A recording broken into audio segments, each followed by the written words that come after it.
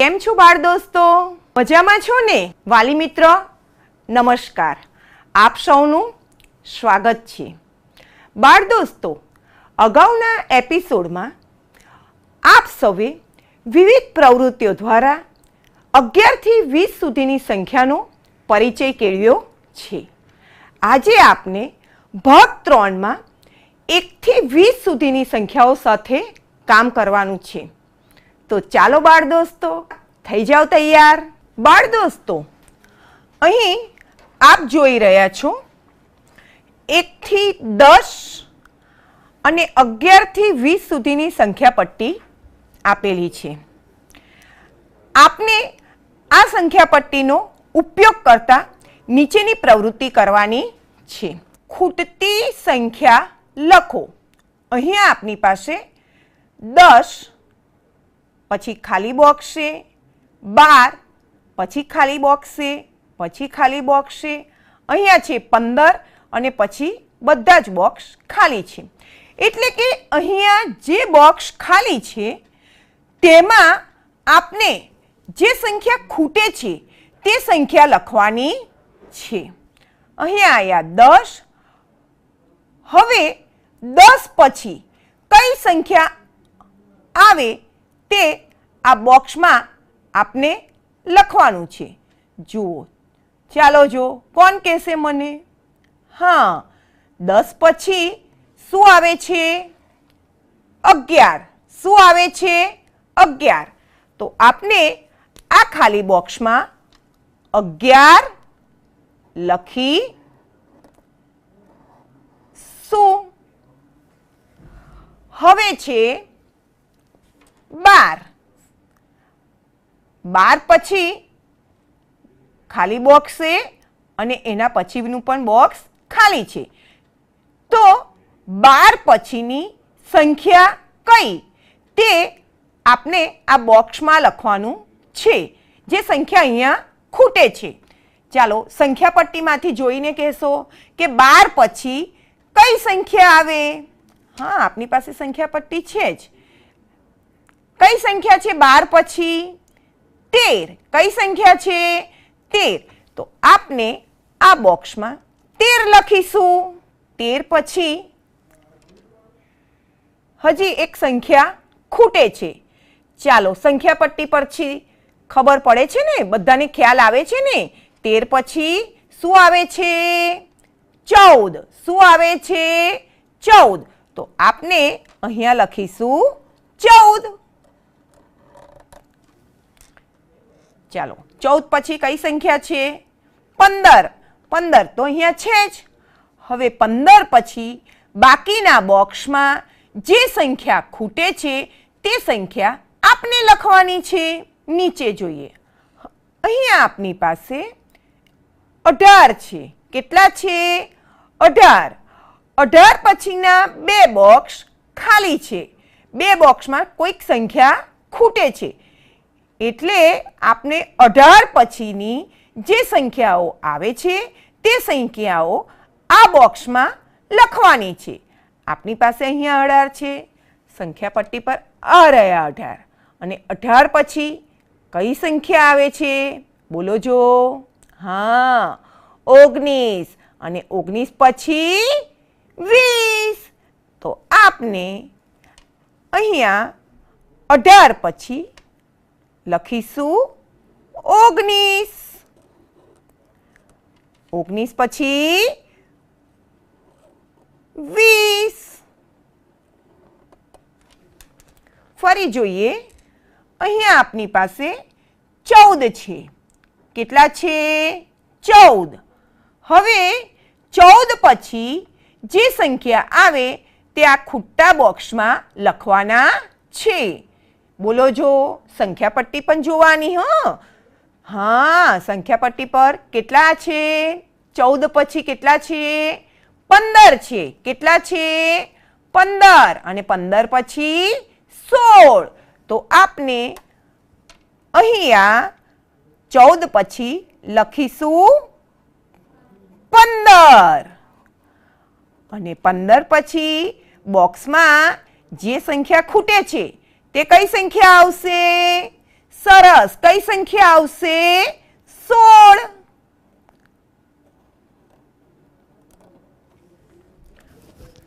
બાળ દોસ્તો, અહીંયા આપણે બીજી એક પ્રવૃત્તિ કરીએ છીએ. અહીંયા લખેલું છે પછીની સંખ્યા લખો. આપની પાસે અહીંયા છે 18. તો 18 પછી કઈ સંખ્યા આવે તે આપને આ બોક્સમાં લખવાના છે. આપની પાસે આ લખવા માટે સરળતા રહે માટે સંખ્યા પટ્ટી પણ 1 થી 20 સુધીની મૂકેલી છે. 18 પછી કઈ સંખ્યા આવે છે? હા, 19 અને 20. તો આપને અહીંયા 18 પછી લખીશું 19, પછી 20. એવું જ બીજું એક ઉદાહરણ છે આપની પાસે. અહીંયા છે 14. હવે 14 પછી કઈ સંખ્યા આવે તે આપને લખવાનું છે. નીચે બીજી એક સૂચના છે, પહેલાની સંખ્યા લખો. આપને પછીની સંખ્યા શીખ્યા, ખૂટતી સંખ્યા પણ શીખ્યા. હવે અહીંયા આપેલી જે સંખ્યા છે તેની પહેલા એટલે કે તેની આગળ કઈ સંખ્યા આવે છે તે લખવાની છે. અહીંયા છે 16 અને અહીં છે 17. હવે આ 16 પહેલા 16 ની આગળ કઈ સંખ્યા આવશે? 16. 16 ની આગળ 16 ની પહેલા કઈ સંખ્યા છે? હા, સરસ, 15 છે. કઈ સંખ્યા છે? 15. તો આપને અહીંયા લખીશું 15.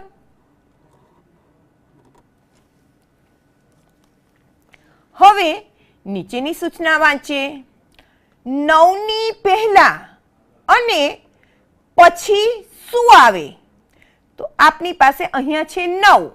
તો 9 ની આગળ, 9 ની પાછળ, 9 ની પહેલા અને 9 ની પછી કઈ સંખ્યા છે તે લખવાનું છે. આ 9 ની આગળ, 9 ની પહેલા કઈ સંખ્યા છે? હા, 8 છે. કઈ સંખ્યા છે? 8. તો 8. હવે જોઈએ 9 ની પછી કઈ સંખ્યા છે? હા, 10 છે. અહીંયા 9 છે અને 9 ની પછી આવે છે 10. અહીં છે 18 ની પહેલા અને પછી શું આવે? આ 18 છે, તેની આગળ અને તેની પાછળ શું આવે? હવે 18 ની આગળ, 18 ની પહેલા કઈ સંખ્યા છે? હા, 17 છે. કઈ સંખ્યા છે? 17. તો આપને અહીં લખીશું 17. જોઈએ 18 ની પછી કઈ સંખ્યા આવશે? આ રહ્યા 18 અને 18 ની પછી કઈ સંખ્યા છે? 19 છે. તો આપને આ બોક્સમાં 19 લખીશું. બાળ દોસ્તો, આપને અહીંયા બીજી એક પ્રવૃત્તિને સમજીએ. આપની પાસે અહીંયા એક સૂચના છે, મોટી સંખ્યા પર ગોળ કરો. અહીંયા 2 સંખ્યા આપેલી છે. હવે આ 2 સંખ્યામાં મોટી સંખ્યા કઈ છે તેની સમજ માટે અહીંયા સંખ્યા પટ્ટી પણ આપેલી છે. પહેલા તો સમજીએ. અહીંયા તો છે જ 11 અને 13. તો 11 અને 13માં 13 ઉપર ગોળ કરેલું છે. હવે તમે કેવી રીતે સમજો કે તમને કેવી રીતે ખ્યાલ આવે કે આ 11 અને 13માં મોટી સંખ્યા 13 જ છે? તો એના માટે આપની પાસે સંખ્યા પટ્ટી છે. આ સંખ્યા પટ્ટીમાં જે અંક, જે સંખ્યા પહેલા આવે છે તે નાની સંખ્યા છે અને જે સંખ્યા પછી આવે છે તે મોટી સંખ્યા છે. એક ઉદાહરણ અહીંયા આપની પાસે છે 11 અને 13. આ સંખ્યામાં 13 પર ગોળ કરેલું છે. તો જોઈએ સંખ્યા પટ્ટી પર આ રહ્યા 11 અને પછી 11 પછી 13 છે. હમણાં જ મેં કીધું કે સંખ્યા પટ્ટી પર જે સંખ્યા પછી આવે છે તે મોટી સંખ્યા છે. એટલે કે 11 અને 13માં 13 સંખ્યા પટ્ટી પર પછી છે એટલે કે 13 મોટા છે. બરાબર છે? આપને બીજા કેટલાક ઉદાહરણ આ રીતે સમજીએ અને ગોળ કરતા જઈએ. અહીંયા છે 13 અને અહીંયા છે 15. હવે આ બે સંખ્યામાં મોટી સંખ્યા કઈ છે? 13 છે અને 15 છે.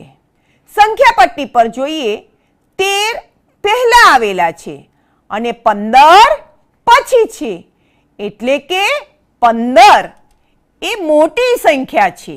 13 અને 15માં 15 એ મોટી સંખ્યા છે તો તેના પર ગોળ કરીશું. બીજી સંખ્યા અહીં છે 18, 8.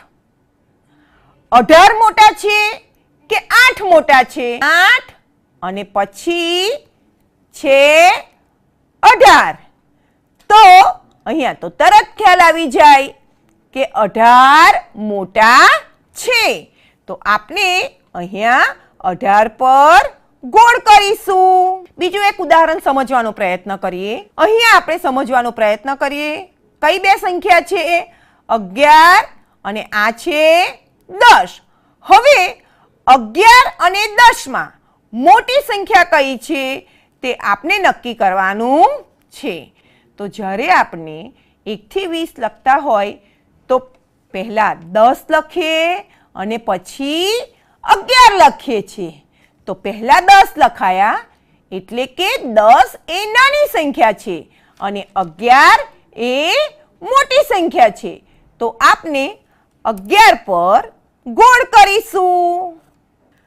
બાળ દોસ્તો, અહીંયા આપની પાસે બીજી એક સૂચના છે. નાની સંખ્યા પર ગોળ કરો. હવે થોડો થોડો તો તમને ખ્યાલ છે જ કે આપેલી બે સંખ્યામાં જે સંખ્યા પહેલા આવે છે તે નાની સંખ્યા છે અને જે સંખ્યા પછી આવે તે મોટી સંખ્યા. મોટી સંખ્યા વિશે આપણે શીખી ગયા. અહીંયા જોઈએ નાની સંખ્યા. પહેલું એક ઉદાહરણ આપણી પાસે આવેલું છે. હવે આ 20 અને 10માં કઈ સંખ્યા પહેલા લખી શકાય અને કઈ સંખ્યા પછી લખી શકાય? તો જોઈએ પહેલા 10 લખાય અને 10 લખ્યા પછી લખતા લખતા આપણે આયા 20 પર. એટલે કે 10 પહેલા લખીએ છીએ અને 20 પછી લખીએ છીએ. બોલો જો જે સંખ્યા પહેલી લખીએ તેને કેવી સંખ્યા કહેવાય?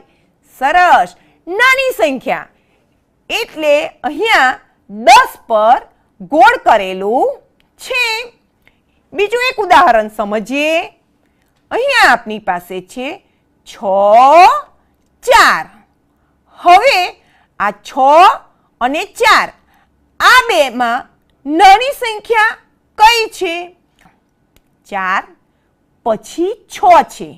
એટલે કે 4 આપણે પહેલા લખીએ અને 6 પછી લખીએ છીએ. તો જે પહેલા લખીએ છીએ તે સંખ્યા નાની છે. એટલે કે 6 અને 4માં 4 નાની સંખ્યા છે.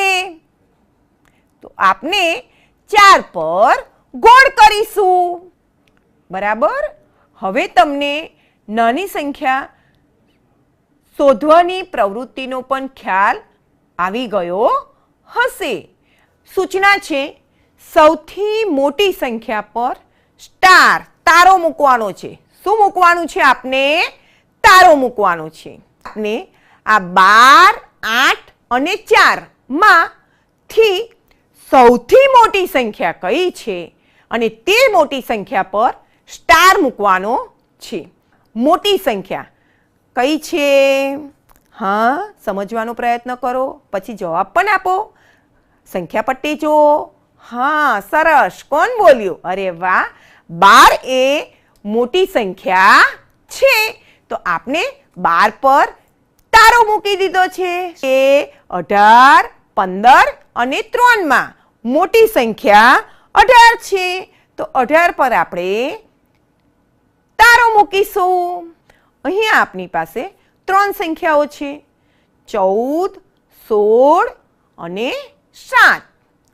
હવે આ 3 સંખ્યાઓમાંથી મોટી સંખ્યા આપણે સંખ્યા પટ્ટી પર નજર નાખીએ.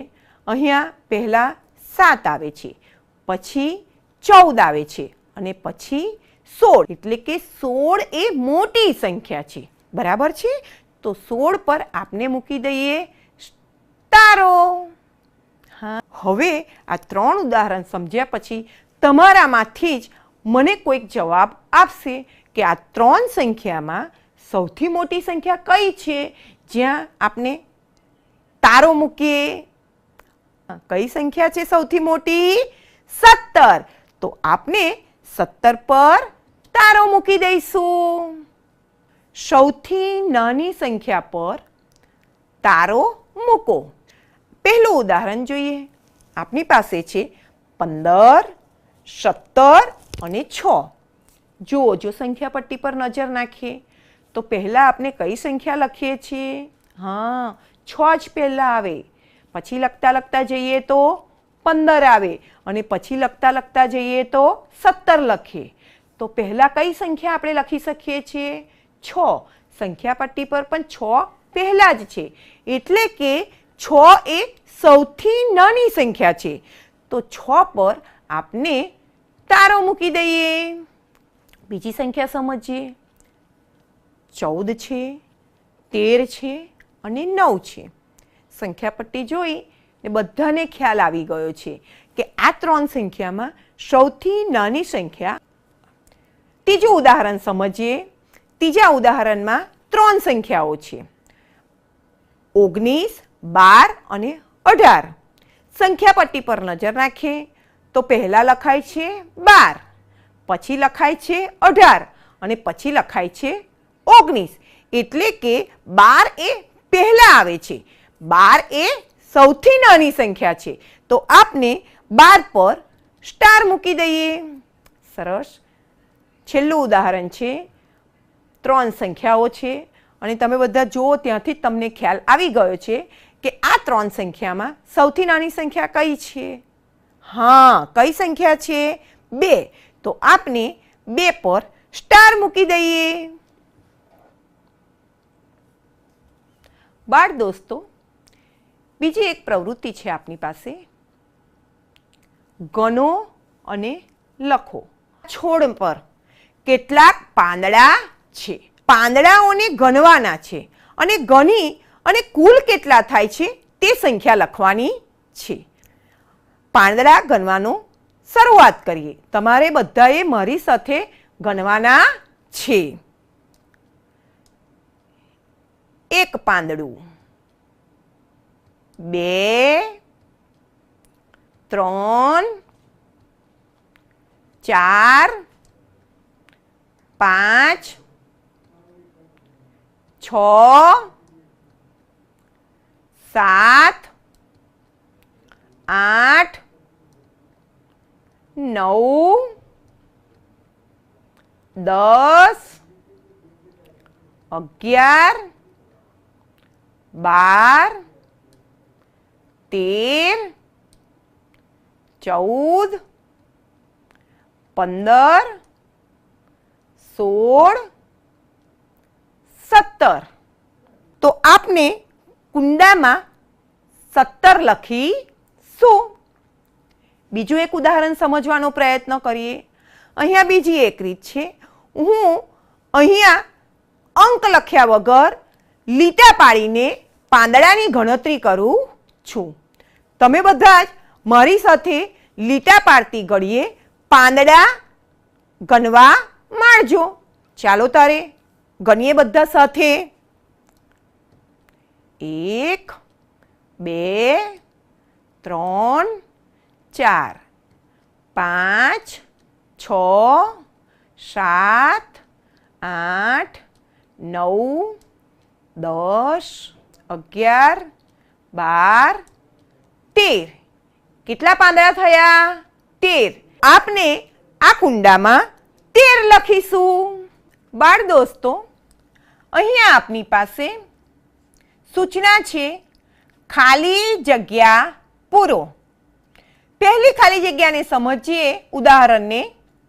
અહીંયા છે 15 એટલે 1 દશક અને 5 એકમ.